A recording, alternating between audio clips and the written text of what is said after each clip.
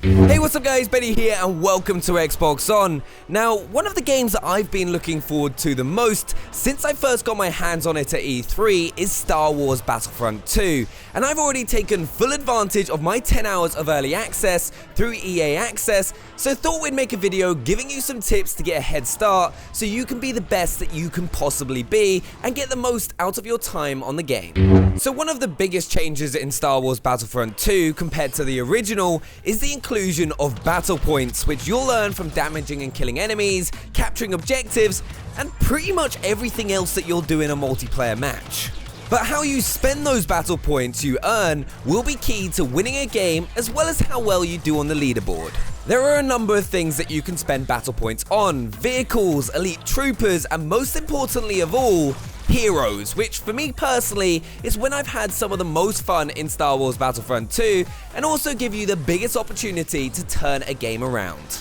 Now, there are a few things that you can do to maximize the amount of battle points you earn during a match. First of all is to stick with your squad when you spawn in. You'll be able to identify your squad as their markers displayed on your HUD and minimap will be displayed in green rather than the usual blue. And by doing this, the amount of battle points you earn will be doubled, allowing you to earn enough battle points to become a hero character a lot faster. Then secondly, if you're dead set on becoming a hero as fast as possible, you'll want to be using the Bounty Hunter card and upgrade it to Epic as quickly as you can, as it will allow you to gain 20% more battle points for every action that you do in the game, and soon enough you'll have more battle points than you know what to do with. One of the unique things about Star Wars Battlefront 2 is that it is both a third and first person shooter. You can on the fly go from looking at your trooper in third person and be able to see a lot more of the action going on around you, as well as gain the incredible ability of looking around corners without putting yourself in harm's way. But hold down on the D-pad and you're suddenly looking down the barrel of your gun and gain the ability to use your weapon scope to its full effectiveness, allowing you to consistently hit those headshots that will allow you to rack up a lot more kills during a match. So, if you're wanting to do the best that you possibly can, you're going to want to get into the habit of naturally switching between each point of view depending on the situation that you're in. I personally find that when moving around the map, you'll always want to be in third person, as you'll be able to spot enemies a lot easier, which will mean that you'll die a lot less, helping you to keep on racking up those battle points. Also, while you're approaching a corner where you could potentially get into a gunfight, make sure you press down on the D-pad to swap between each shoulder view so you can minimize the amount of your body showing when you pop around the corner. This is quite possibly one of the smallest things that made the biggest difference to me during my playtime on Battlefront 2. However, when you get into some pretty hectic gunfights, mainly around objectives, you'll want to instantly hold down on the D-pad to get into first person, where you'll be able to take full advantage of the scope rather than just relying on the zoomed in hip fire that you have in third person. This will allow you to be far more accurate and consistently take out enemies from behind cover, which is going to help you get a lot more kills and earn all those battle points. A habit you're also going to want to get into is burst firing your gun. As you already probably know, Star Wars Battlefront's weapons work differently to other first-person shooters. They all have unlimited amounts of ammo, but overheat at different rates, so burst firing not only allows you to not overheat as frequently, but also allows you to be far more accurate at medium to long range.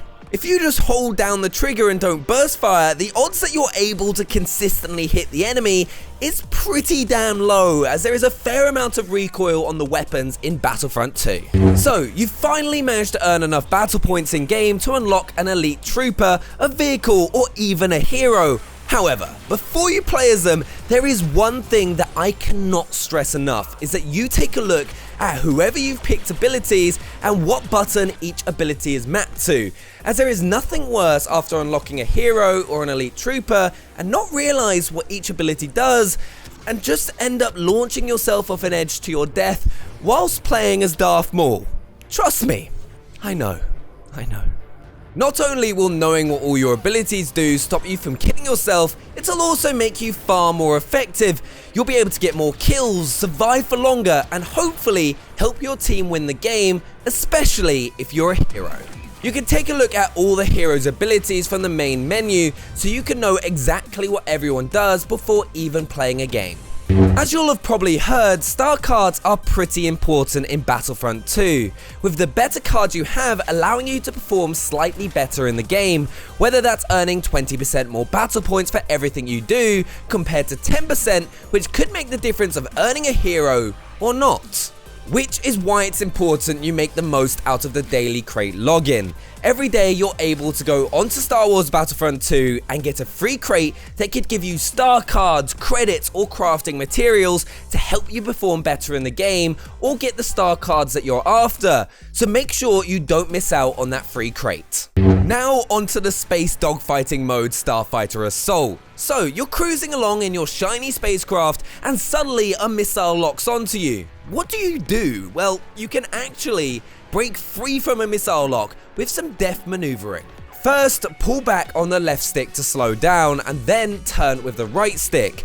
Combine this with a barrel roll, which is done by moving the left stick horizontally, left or right, and you can pull off some evasive magic that'll bamboozle even the canniest missile targeting computers. But what if the bogey on your tail is persistent? Well, here's where you have to get creative. Use the environment to your advantage by banking around structures. Fondor's orbital platform makes very effective protection, and diving into narrow areas like a Star Destroyer's interior can also work wonders. Similarly, asteroids provide great cover. That's if you're hotshot enough to dart between them and not smash yourself to bits in the process. Ouch. So whether in open space or in and around structures, a missile lock is not a death sentence. Just brake, turn sharply, and try and put obstacles between you and the bad thing. Do so and your odds of successfully navigating Battlefront 2 Starfighter Assault mode are thankfully much better than 3,720 to 1. Now here's a little thing I like to do on the Mos Eisley map. Get up on the rooftops, because sometimes I just go up there to think, but mostly I go up there to blast fools down below, because no one else thinks to do it, and because no one else does it, that means no one is expecting to be shot from up there.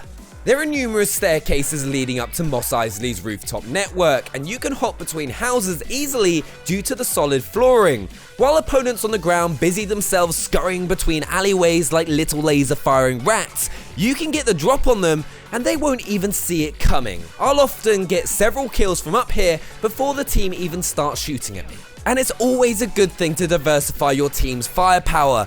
You're not going to contribute much from joining the fray in a crowded corridor when the lasers are coming from more than one direction and grenades are going off everywhere.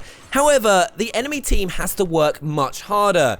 It may not be over when you have the high ground like it was between Anakin and Obi-Wan, but you will get more than a few sneaky kills from taking to the skyline.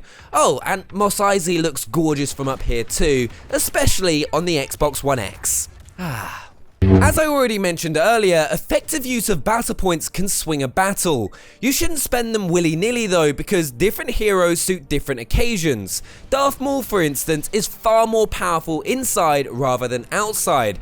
He's super mobile and can carve a quick path through packed defenses. He can't deflect blaster bolts, so you definitely don't want to deploy him in an open area. And this is true for most lightsaber wielders, so that's Kylo Ren, Rey, Yoda, Luke, and Vader. Always use them in locations where opponents are grouped up and there's adequate cover for you. Those with longer range weapons like Han Solo, Chewie, or Lando are better at distance. Chewie's crossbow is particularly good at spreading the pain and hitting multiple dispersed foes at once. Know what, guys? Just let the Wookiee win.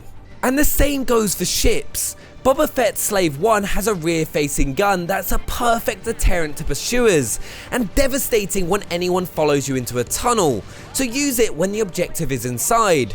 Poe's X-Wing is more of a dogfighter, and Darth Maul's Scimitar also excels at ship-to-ship combat, especially given its cloaking countermeasure.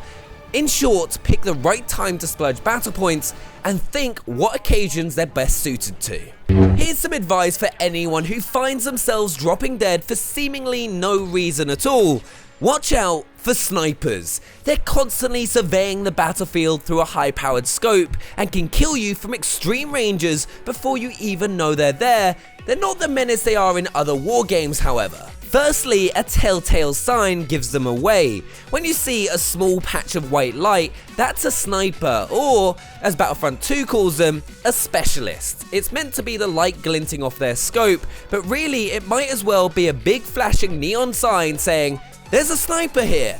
You don't even need to press a button to spot snipers. The game highlights them with a red icon automatically if you target them.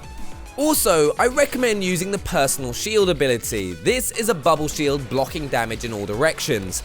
Head out of cover with this and you can weather a few shots before it diminishes, giving you time to locate the sniper. Ordinarily, only the heavy class has a shield, but you can actually craft the personal shield card for the specialist and equip it in the abilities tab. And hey, if none of that works, try taking up sniping yourself. If you can't beat them, join them. And sniping is pretty fun in Battlefront 2 as well. Now, let's talk team play.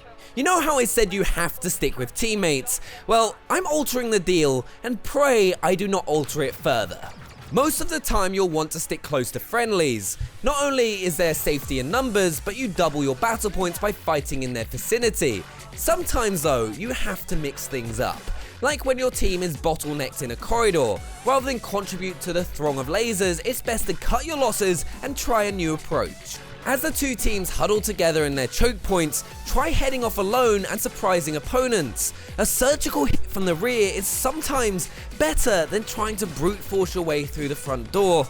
After all, grouping up with people in a confined space just gives your opponents more of a chance to chuck a grenade in there and get a multi-kill. And you don't want that.